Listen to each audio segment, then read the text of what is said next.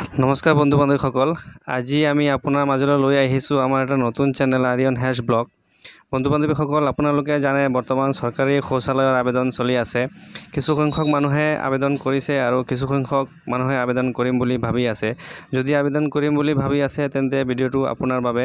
তো আহক বন্ধু, আমি ভিডিঅ'টো আৰম্ভ কৰোঁ। বন্ধুসকল, আপোনালোকে আপোনাৰ মোবাইলৰ ক্ৰোম ব্ৰাউজাৰত ওপেন কৰি ল'ব। ওপেন কৰি আপুনি সাৰ্চ কৰিব স্বচ্ছ ভাৰত মিছন। তাত আপুনি তললৈ স্ক্ৰল কৰিব। 2 নম্বৰ অপশ্যন যেটো দেখা পাই আছে আপুনি স্বচ্ছ ভাৰত মিছন, তাত আপুনি ক্লিক কৰি ল'ব। তাৰপিছত আপোনাৰ নতুন এটা পেজ খোল খাব। আপুনি তললৈ স্ক্ৰল কৰিব। স্ক্ৰল কৰাৰ পিছত আপুনি তললৈ 2 নম্বৰ যেটো অপশ্যন আপুনি দেখা পাই আছে এপ্লিকেশ্যন ফৰ HSL ডেশবৰ্ডটো আপুনি ক্লিক কৰি ল'ব। তাৰপিছত আপোনাৰ এটা নতুন পেজ খোল খাব। তাত আপুনি দেখিব তাত ৰেজিষ্ট্ৰেশ্যন মোবাইল নম্বৰ মানে এটা অপশ্যন আহিছে। তাত আপুনি আপোনাৰ মোবাইল নম্বৰটো বহাই দিব। মোবাইল নম্বৰটো বহাৰ পিছত আপুনি গেট OTP এটা ক্লিক কৰিব। গেট OTP ক্লিক কৰাৰ পিছত আপোনাৰ মোবাইললৈ এটা OTP আহিব। OTPটো আপুনি OTP ঠাইত এণ্টাৰ কৰি দিব। তাৰপিছত আপুনি কেপচা কোডটো বহাই সাইন ইন কৰি দিব। সাইন ইন কৰাৰ পিছত আপোনালৈ নতুন এটা পেজ খোল খাব।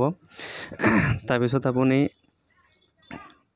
চুকত 3টা দাগ দেখা পাই আছে, তাত আপুনি টাচ কৰিব। তাত আপুনি নিউ এপ্লিকেশ্যন আৰু বি এপ্লিকেশ্যন দেখা পাব। নিউ এপ্লিকেশ্যন আপুনি ক্লিক কৰিব, যিহেতু আমি নতুন এপ্লাই কৰি আছোঁ। তাৰপিছত আপোনাৰ এনেকুৱা এটা পেজ খোল খাব। তাৰপিছত আপুনি তাত টাচ কৰি দিব, সেই পেজটো গুচি যাব। এতিয়া 2 নম্বৰ অপশ্যন যেটো দেখা পাই আছে আপোনাৰ ডিষ্ট্ৰিক্টটো আপুনি সিলেকশ্যন কৰি ল'ব। আপুনি যেটো ডিষ্ট্ৰিক্টত থাকে সেইটো ডিষ্ট্ৰিক্ট আপুনি বাছি ল'ব।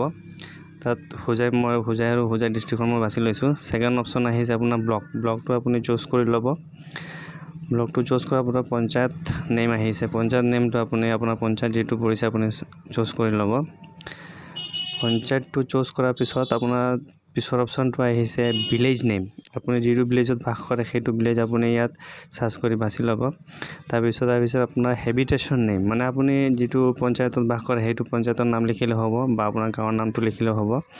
তাৰপিছত আপোনাৰ দ্বিতীয় অপশ্যনটো আহিব টয়লেট ওনাৰ পাৰ্টিকুলাৰ। তাত আপুনি আপোনাৰ নিজৰ নামটো বহাই দিব, মানে আধাৰ কাৰ্ডত যেটো নাম আছে সেইটো নামত আপুনি বহাব। তাৰপিছত আপোনাৰ আধাৰ কাৰ্ড নম্বৰটো বহাই দিব। আধাৰ কাৰ্ড নম্বৰটো বহাৰ পিছত আধাৰ কাৰ্ড নম্বৰ বহাই আপুনি তলত এটা বক্স দেখা পাই আছে, এই বক্সটো আপুনি ক্লিক কৰি ল'ব। ক্লিক কৰাৰ পিছত আপুনি তললৈ স্ক্ৰল কৰিব। তললৈ স্ক্ৰল কৰাৰ পিছত আপোনাৰ আধাৰ ভেৰিফাইটো কৰাই ল'ব। আধাৰ কাৰ্ড নম্বৰটো বহাই আপুনি I am giving my consent of capturing and using my Aadhaar number, সেইটো আপুনি বক্সটো ক্লিক কৰি ল'ব। বক্সটো ক্লিক কৰাৰ পিছত তলত আপোনাৰ ভেৰিফাই আধাৰ নম্বৰ আহিব। আপুনি আধাৰ কাৰ্ডটো ভেৰিফাই কৰা ল'ব, আৰু আধাৰ কাৰ্ড নম্বৰ আৰু নামটো যদি মিলি যায় তেনেহ'লে আপোনাৰ আধাৰ কাৰ্ডটো ভেৰিফাই হৈ যাব। ভেৰিফাই কৰাৰ পিছত আপুনি নেক্সট যেটো অপশ্যন নেক্সট পেজটো খোল খাব। তেতিয়া আপোনাৰ তলত আছে ফাদাৰ বা হাজবেণ্ড নেম। আপোনাৰ যেটো হয় ফাদাৰ হ'লে ফাদাৰ, হাজবেণ্ড হ'লে হাজবেণ্ড, সেইটো নেম আপুনি বহাই দিব। তাৰপিছত জেণ্ডাৰ আহিব আপুনি মেল ফিমেল যেটো হয় আপুনি বহাই দিব। তাৰপিছত আহিব আপোনাৰ কেটাগৰী।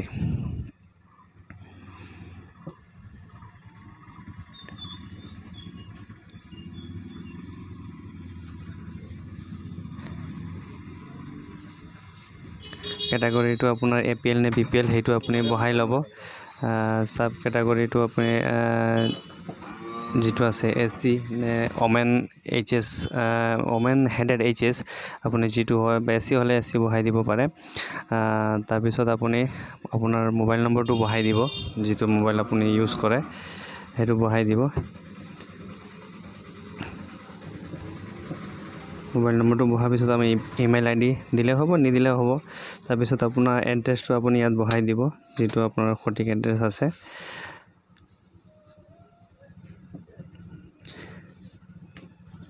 ইয়াত মোৰ এড্ৰেছটো মই বহাই দিছোঁ। তাৰপিছত আপুনি section C bank account details সেইটো পেজত যাব। সেইটো পেজত গৈ পেলাই আপোনাৰ যেটো IFSC কোড আছে সেই IFSC কোডটো আপুনি ইয়াত বহাই দিব।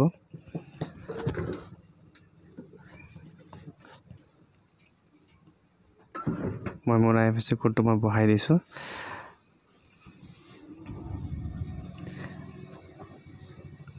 IFSC কোডটো বহাৰ পিছত আপুনি বক্সৰ বাহিৰত যিকোনো এটা ঠাইত ক্লিক কৰিব আপোনাৰ বেংকৰ ডিটেইলছখিনি ওলাই যাব তাৰ পিছত আপুনি তলত একাউণ্ট নম্বৰ দেখা পাই আছে তাত আপোনাৰ একাউণ্ট নম্বৰটো বহাব তাৰ পিছত আকৌ আপোনাৰ কনফাৰ্ম একাউণ্ট নম্বৰ আছে সেইটো একাউণ্ট নম্বৰটো আপুনি বহাই দিব বহাৰ পিছত আপুনি ফটো মাৰি পাছবুকখন আপলোড কৰি দিব আৰু এপ্লাই বটনত ক্লিক কৰি এপ্লাইটো কমপ্লিট কৰি ল'ব তাৰ পিছত আপুনি এই তিনিটা দাগ দেখা পাই আছে তাত আপুনি আহিব আৰু আহি পেলাই আপুনি বিও এপ্লিকেশ্যনটো ক্লিক কৰিব তাৰ পিছত আপুনি ট্ৰেক ষ্টেটাছত গৈ আপুনি ষ্টেটাছখন জেৰক্স কৰি ৰাখি দিব লগত আৰু ভোটাৰ আইডি বেংক পাছবুক আৰু আধাৰ কাৰ্ড দি এই ফৰ্মখন ফিল আপ কৰি পেলাই আপুনি আপোনাৰ পঞ্চায়ত অফিচত গৈ জমা দি আহিব তেতিয়া আপুনি কামখিনি সাকসেস হৈ যাব আৰু